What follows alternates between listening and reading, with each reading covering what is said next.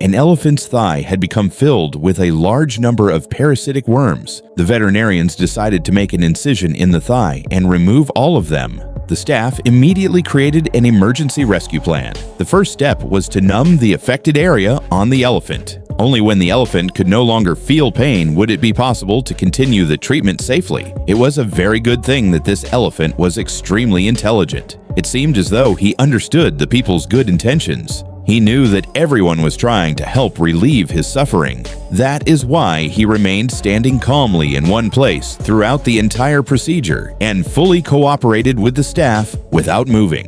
At that time, the abscess on the elephant's thigh had become severely swollen. Its skin was stretched tightly, and it looked as though it could burst at any moment. If the abscess burst, the poison could spread further through the body and cause an even more dangerous infection. That is why it became extremely important to drain the fluid from inside the abscess immediately. Even a delay of 1 minute could increase the danger for the elephant. The venom of the king cobra was spreading rapidly through his bloodstream.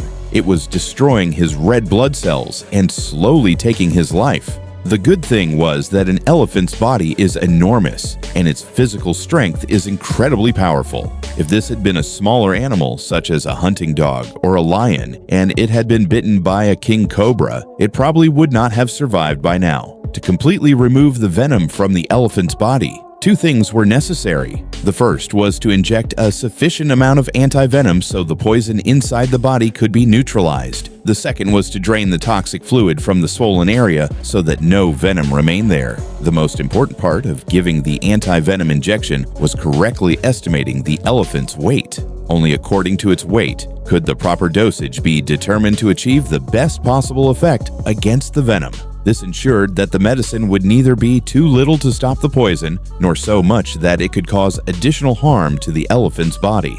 Despite the severe pain from the wound, this intelligent elephant remained completely calm in one place and allowed the staff to administer the injections. Because of his enormous body size, the staff had to give him 3 injections continuously. Only then was the first stage of neutralizing the venom completed. After administering the anti-venom injections, the most important and dangerous part of the entire rescue operation began, which was draining the fluid from the swollen area. This task was dangerous because it required making an incision in the swollen tissue. If the elephant suddenly felt intense pain during the procedure and became uncontrollable and attacked, the consequences could have been terrifying. The staff did not show even the slightest carelessness. First, they thoroughly cleaned the elephant's wound and the surrounding skin with alcohol so that no infection would occur while making the incision. After cleaning the area, they immediately made a precise opening at the most swollen part of the wound. By gently pressing with cotton, the toxic fluid trapped inside slowly began to drain out through the opening.